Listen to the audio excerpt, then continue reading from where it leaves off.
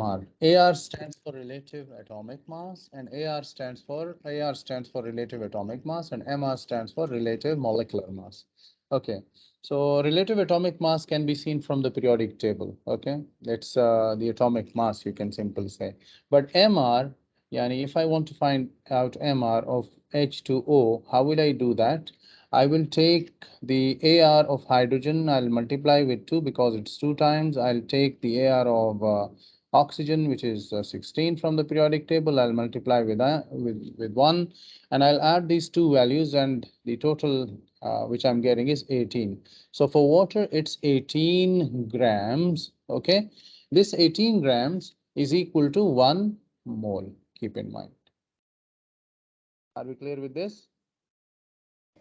Yes. So, Yeah. everything Yes, sir. in the periodic table, you will pick those particular elemental masses, you will add them together according to the formula, twice or thrice, like in H2O, hydrogen it's 2 times. So we are going to multiply it with 2, and we'll get that particular amount. We'll add those two quantities together, we'll get the MR. Okay, after getting the MR, see one of the example, what is the amount in moles in 35 grams of copper 2 sulfate?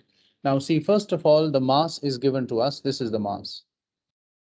We'll find out the MR of copper 2 sulfate. To find out the MR of copper 2 sulfate, I have to check in the periodic table. It's 63.5 for copper. It's 1 time. I have to check for sulfur. It's 32.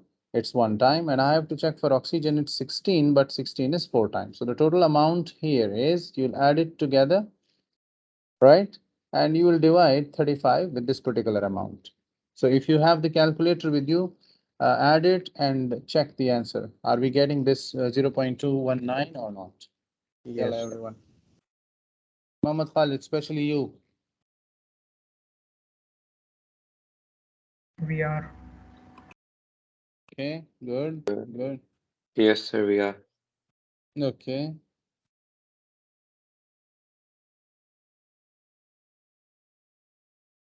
Muhammad Khalid, are you fine with it? Yes. Abdurrahman.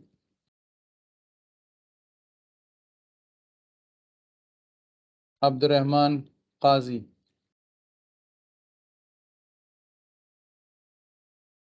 Nohad. Harib. Yes. Yeah, I understood this. Okay, clear. So if you know this part, let us move forward a little bit, okay?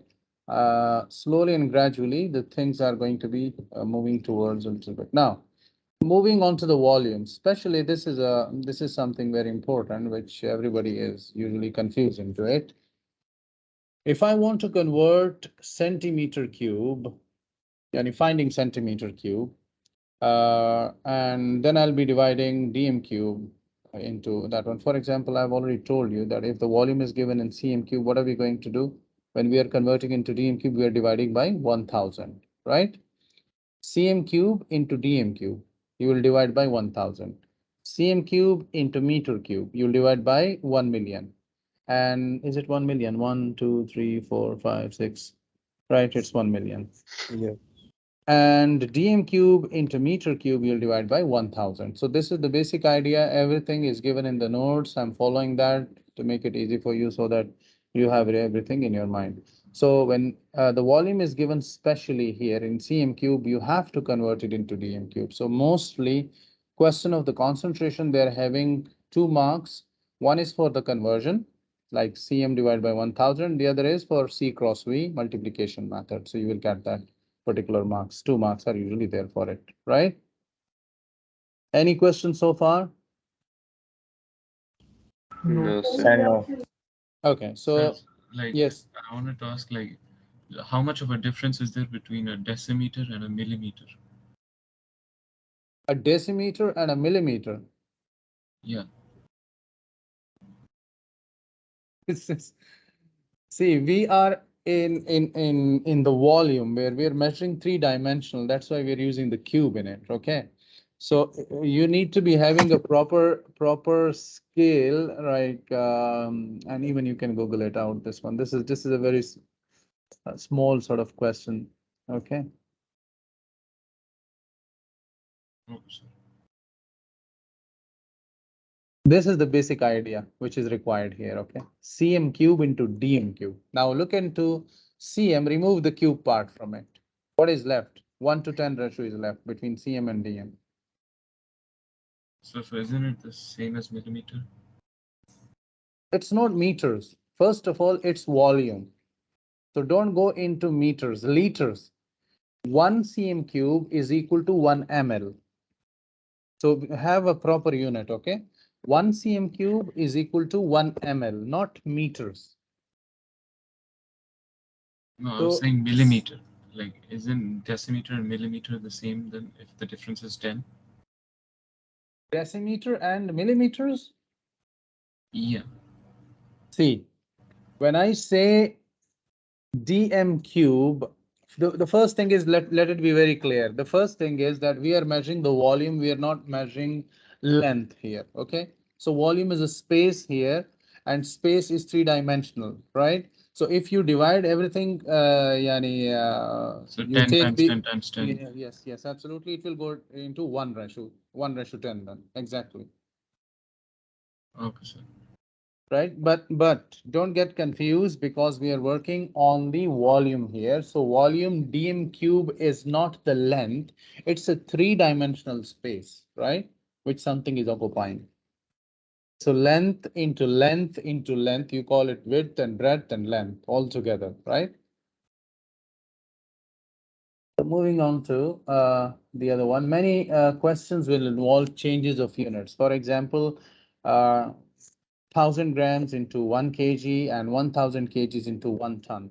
But usually when these sort of questions will be there, we are not going to change into kgs. We'll be working or taking the MR or the AR in tons exactly.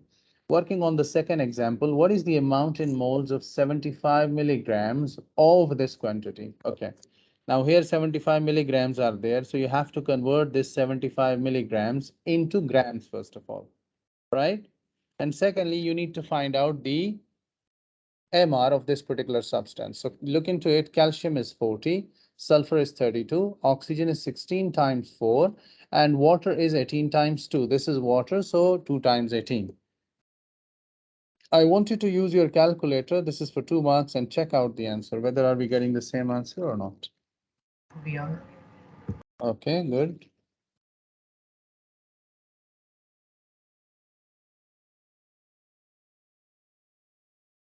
Anyone else? Mohammed Khalid? Sir, we're getting the same answer. Okay, good. Same answer, sir. Yes, Same same answer. answer. Okay.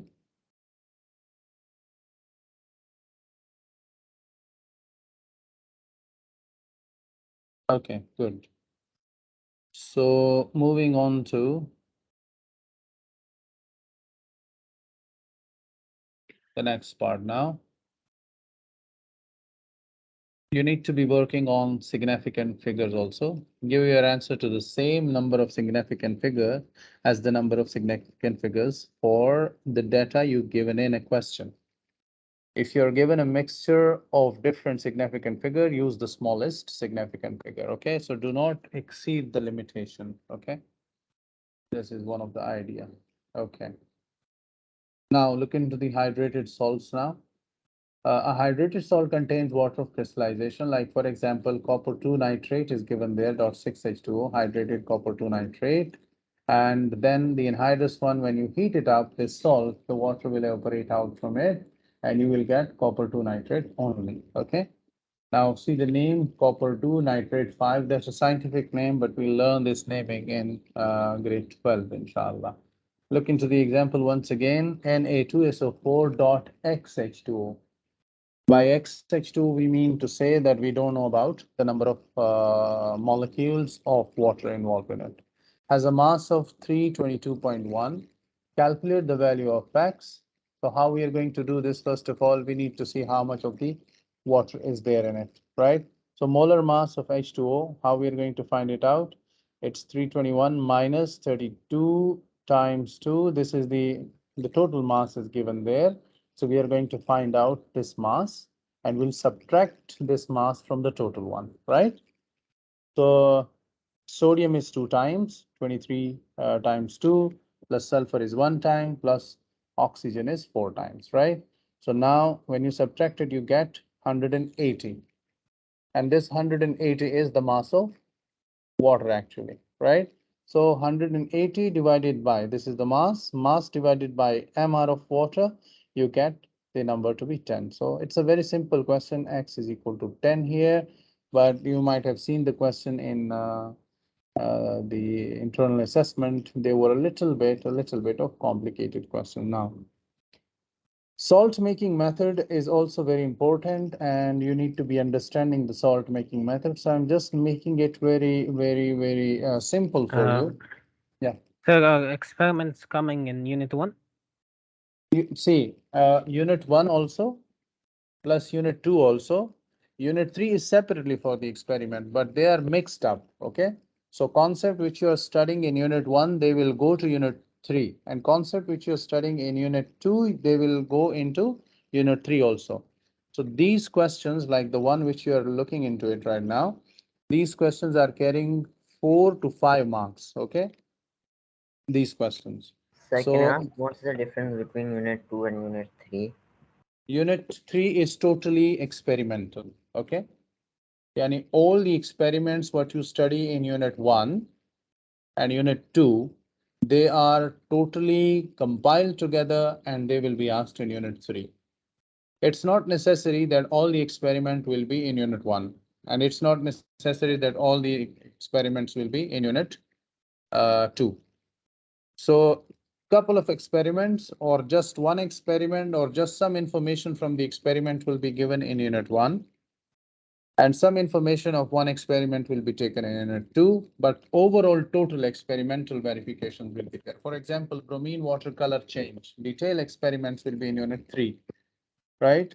How will you differentiate between alkane and alkene? How will you differentiate between alcohols, primary, secondary, and tertiary? So this will be in detail in Unit 3.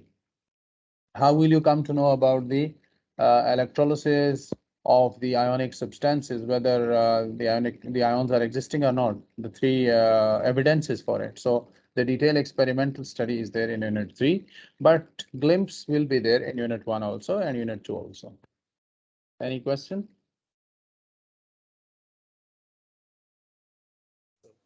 No, sir. Unfortunately, no. Okay. So was that fortunately or unfortunately? He's saying unfortunately. Okay.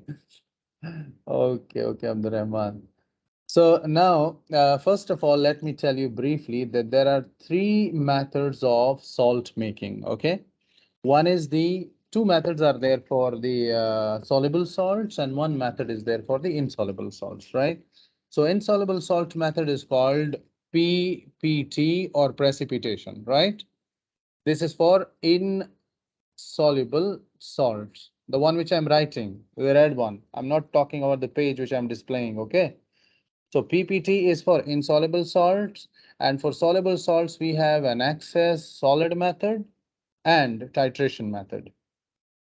The excess solid method and the precipitation methods have the same style of writing, okay? Answer. The titration method is only used for salts of sodium, potassium, and ammonium. So whenever you find the name of sodium, potassium, and ammonium in a salt, keep in mind the method will always be titration. Okay. Any question? I'm moving forward then. So do you have to, so I have a question. Huh? So do you have to, like, when you're explaining the method, do you have to specify that, for example, 2 grams or 2 centimeter cube? No, not like that. In Unit 1, all the data will be provided to you in the question that is called stem of the question, okay? And even in Unit 2 also. But Unit 3, the calculation part, the information, everything, yani some small chunks will be given to you, and based on those chunks, you will be asked the question. And here you're going to write out just only the methods, how you're going to prepare a salt. For example, copper calcium sulfate is the salt here, .xH2O. So what is the method being used here? Now, we'll see this method, weigh an empty, clean, dry crucible. This information will always be displayed to you, given to you in the question, okay? But we are looking into 4 points about it. So this is an excess solid method, this one. If I change the name to sodium chloride of the salt, I'll be using titration method. And if I change the name to silver chloride, it will be the precipitation method. So how we are going to do these salts formation? First of all, there are key points which the examiner is looking into. For example, if I'm making the excess solid, calcium sulfate dot 5H2O or dot 6H2O, I'm working on this one. So how will I do this? So I'm going to take one strong acid, sulfuric acid will be there with me, and I'll take a solid which will be containing calcium in it. So calcium oxide will be the solid and sulfuric acid will be the liquid. So I'll take sulfuric acid in the conical flask, okay, like this. This is the conical flask.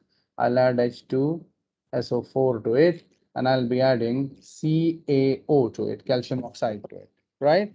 So how much calcium oxide I'll add to it?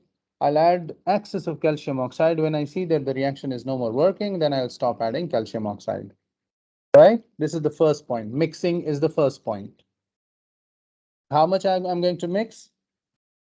Till no more solid is dissolved. That's it. When the solid is settling down, it means that the reaction has completed. This is the first point, mixing. Second point, I'll take this particular mixer now into the funnel, and I'll filter it out into a beaker. The solid will be left on the top and as a residue, and the liquid will go down, right? So why I'm doing this filtration process, yani second point is filtration. To remove the excess solid which I've added to it, right? Because excess solid is an impurity now. So I'm going to remove this. This is removed now.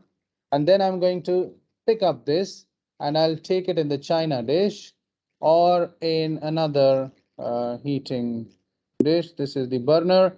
I'll start heating it up till 50% of the solution is evaporated. This is the third point, or till crystallization point.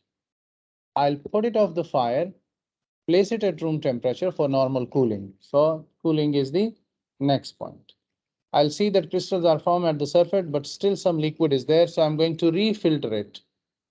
Fifth point is refilter.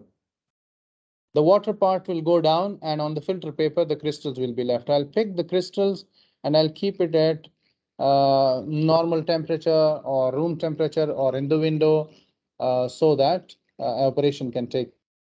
Crystals are formed. So the crystals will be formed then. Right?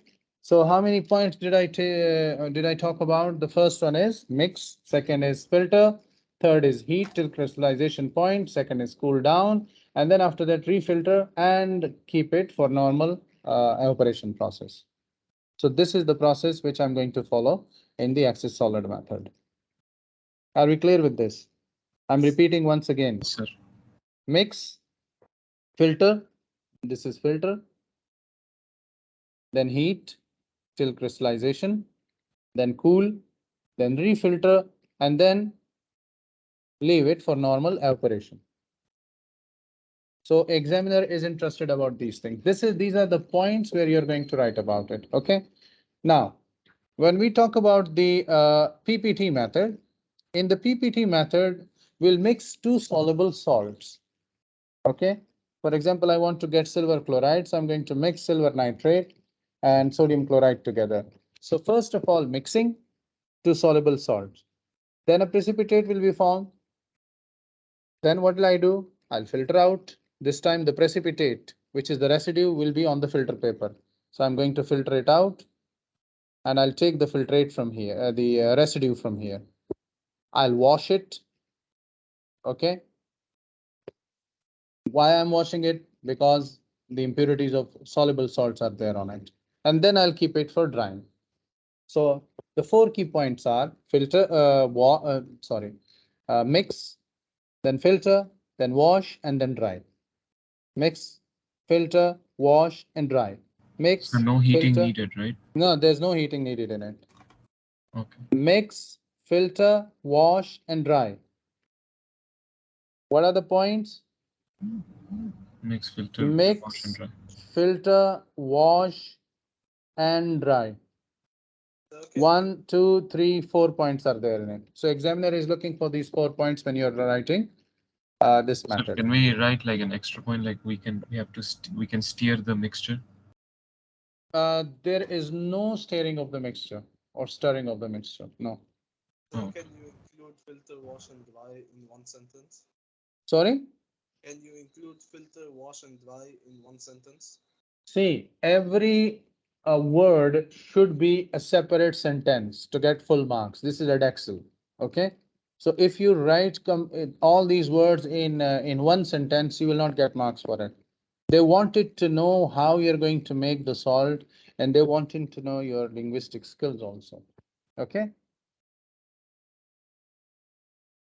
Then we are going towards the titration process. In the titration process, what is going to happen? Three things we are going to use for the titration process. Okay, let me just go into some page here. This is now the titration process. I'm going to take a burette. Okay. This is the burette. I'll place a conical flask under it. The burette is full of the acid. Okay, and I'll take this thingy. Okay, this is the pipette. So with the help of pipette, I'll be adding sodium hydroxide and alkali, okay, along with an indicator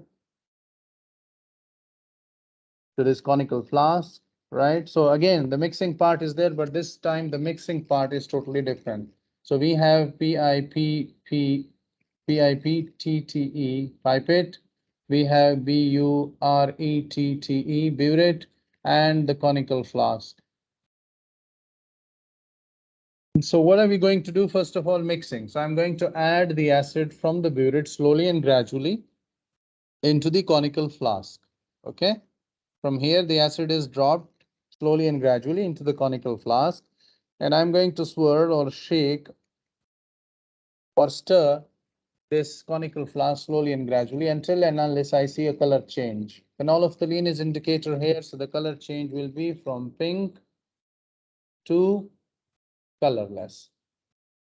Right? This is the first part. Once I do this experiment, I'll repeat the same experiment without indicator. The same what we used to do in grade 10. I'll repeat the same experiment without indicator.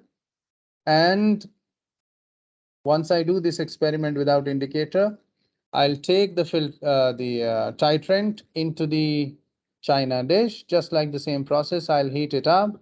When 50% of the solution is evaporated, I'll put it off the fire, place it at normal temperature. I'll refilter it. Okay, refilter to remove the excess amount of water, and then I'll keep it for evaporation process. So larger crystals are going to be made. So I'm going to apply the crystallization process after doing the filtration. So I'll get sodium chloride solved here.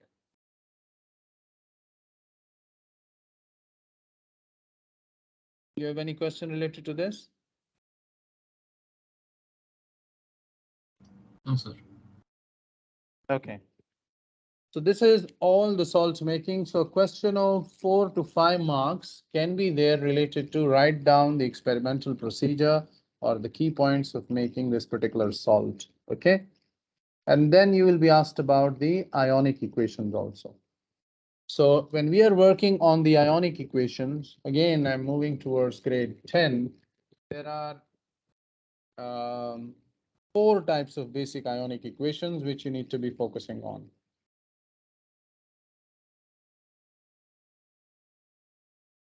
If you have any question, you can ask me now. Then I'm moving towards the ionic equations. Till these 4 processes, Muhammad Khalid, Awab, Ahmad Muhyiddin, Abdurrahman Qazi, Muhammad Mahdi.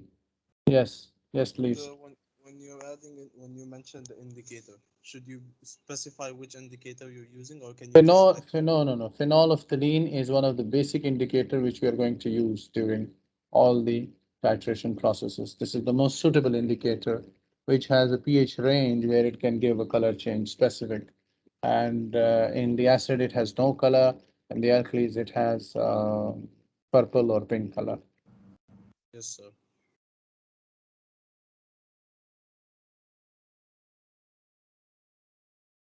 Anyone else?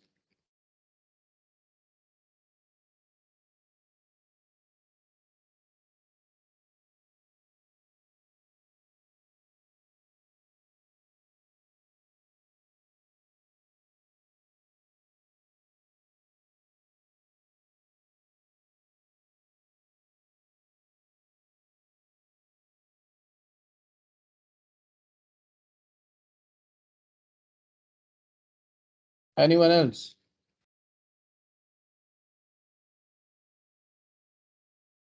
No, sir. No, sir.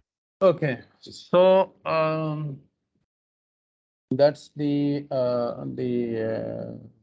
methods. Now we are going to move towards the ionic equation. So for the ionic equation, I want you to please focus here so that we can work on the ionic equation. Okay.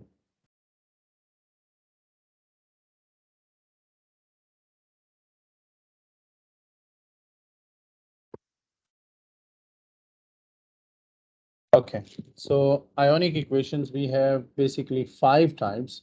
4 of them are related to the acids and bases. So I'm going to work on the first ionic equation here, and it is about when acids are reacting with metals, they are going to work to make salt plus hydrogen. Okay, so now I'm taking HCl, phyc plus zinc. Okay, so I'm going to work on it. It will give me ZnCl2 plus H2. While working on the ionic equation, you need to have a balanced chemical equation for it. Secondly, you need to know about the state symbols also. Phyc, are you listening to me? Yes, sir. Okay, so phyc and NOHAD, you're for the ionic equation, right?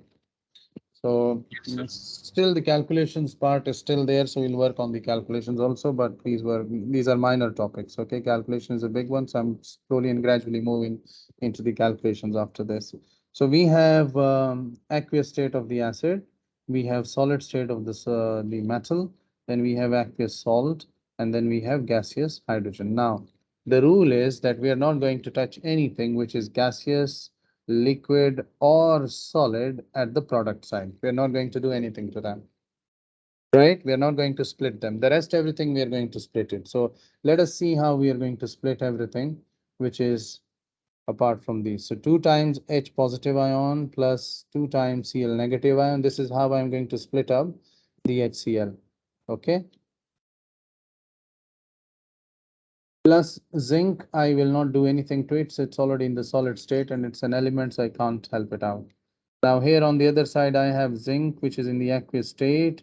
It's plus 2 charge on it, plus 2 times Cl negative, 1 having an aqueous state, and the hydrogen, I'm going to leave it as it is in the gaseous state. Okay. You should not write like the Cl2, so you should not write down as Cl2. So I'm going to cut down the common ions which are present on both the side, and these common ions are chloride ion is present here, chloride is present here. Now the equation which I'm getting is 2 times H positive in aqueous state. Keep in mind state symbols are very important, though it's very difficult to write them again and again. And I'm getting zinc 2 plus in aqueous state plus hydrogen in the gaseous form. So this is the ionic equation when acids are reacting with metals. Are we clear with this part? Yes, sir. Okay. Sir, I want to ask one thing. Yes, please. Sir, chlorine, there's 2 chlorines, right? Yeah. In the product side. So we Yeah. can derive the charge of zinc from that. See, zinc and Cl2. When you are breaking it down and taking a reverse of that, so we are going to do it this way. Nothing is there, so I'm going to take it back, right? This is how we are doing. You call this derivation. Are we Okay, clear? sir. Sir, I have a question. Yes, please. Sir, when the question asks you like this, for example, the product form is a precipitate, so it will be a solid instead of aqueous. Absolutely. So like when they ask us to write ionic equation for these types of equations, do we just put the exact same thing except like we just break down the aqueous molecule in the reactant side See, and like show the charges? That's it.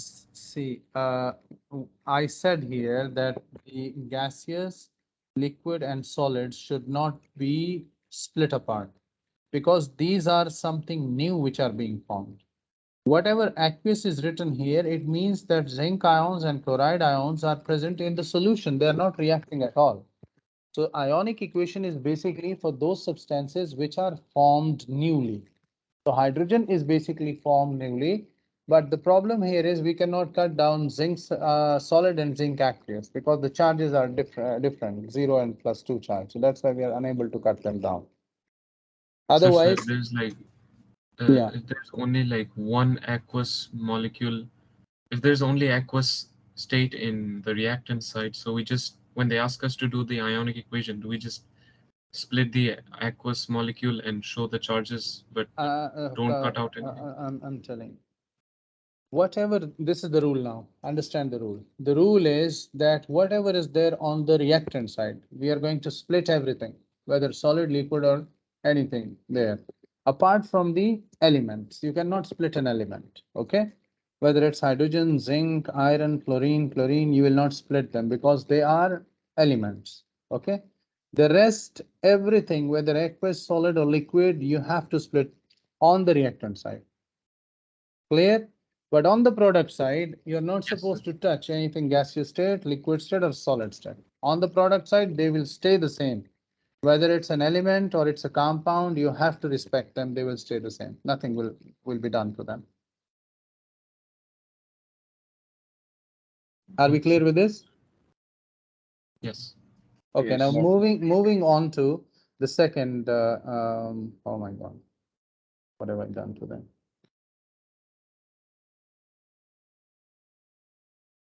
Where did it go?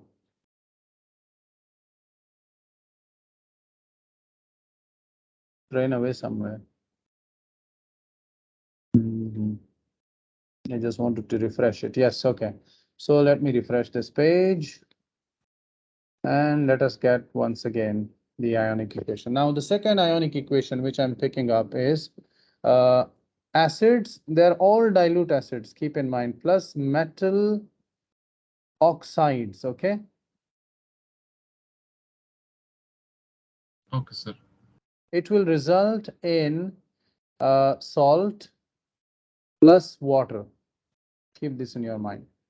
So I'm picking up metal, like the same HCl hydrochloric acid I'm picking up with metal oxide, this time ZnO I'm picking, and the result is ZnCl2, which is a salt, and water is the other product.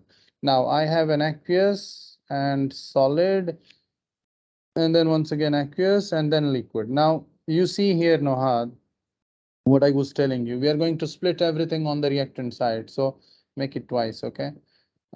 2 times H positive, I'm splitting up this one into 2 times Cl negative, all are aqueous state, and then I'm splitting zinc, 2 plus charge on it in the solid state, and I'm splitting this molecule, okay, and what am I getting? Zinc, 2 plus charge, aqueous state, plus chloride, it's 2 times, -1, aqueous state, and plus anything apart from them, I'm not going to split it apart. Now the cutting starts with the common ions or the spectator ions. I have chloride here, I have chloride here, I have zinc here, I have zinc here. These are the spectator ions. Now this time my ionic equation is 2 times H positive. Aqueous state is combining with oxygen 2 minus aqueous state, okay, is giving me H2O in the liquid state, right? Yes, sir. So the ionic equation is only made for the change, and the change is water here. Hmm. Are we clear with this? Yes, sir. Okay.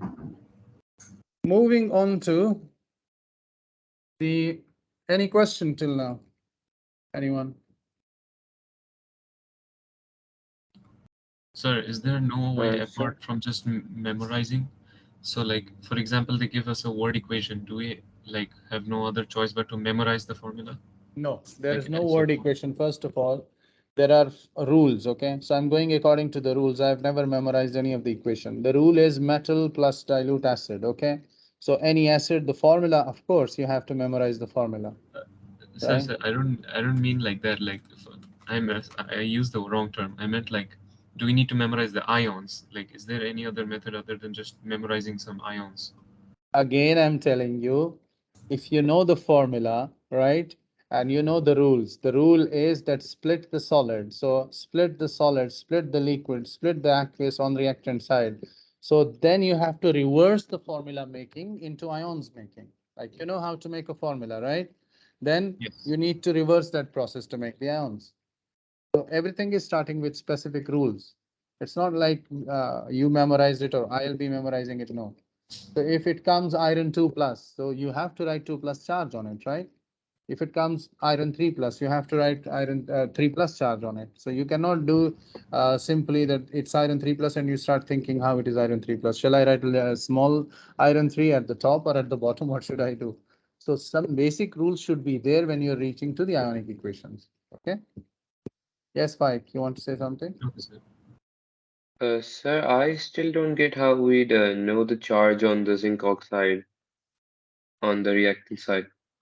See, zinc oxide, right? You know Yes, what sir. is the charge on oxygen?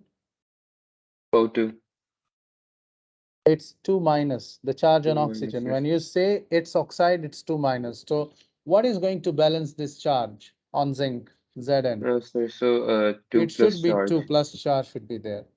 Any formula, this is now the rule, any formula which is neutral, all the ions will exhibit their charge. For example, if you want to know the charge of, let me do this in front of you. See, ZNO is equal to 0. I know that the charge of oxygen is 2 minus. So what about X? Shift the other side towards 0 and you get the charge X to be 2 plus. Are you getting? It's just simply mathematical ratio. Sir, there's actually isn't a formula. Could you scroll up to the formula again? Yes, sir. Isn't this a wrong? Like ZnO is solid, but like zinc is being cut, even though it's solid.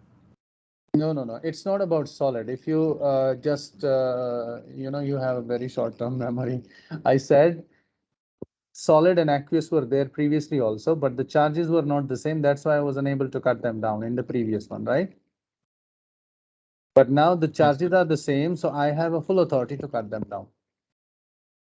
Whether it's solid Oh. or it's aqueous, the ions are canceling out, right? Maybe if it was grade 10, we couldn't have been cutting them down, but now we are cutting them down. Okay, boys, I think the class is over now. Inshallah, we'll discuss the rest of the equations in the next class. Wait for the next week, or maybe we'll talk about them in our regular class, okay? So if you have any question, and especially Muhammad Khalid, I'll work with you on the calculations and those who are having problem in calculation, especially in our regular classes, I'll just cut out some of the time from regular class towards calculation, okay? So that this issue is resolved. Any other question, you can ask me anytime. Till then, have a blessed time. Sir, Assalamu can alaikum you wa close rahmatullah. the Yeah. recording? I want to say something. Can you close the recording? Okay. Yes.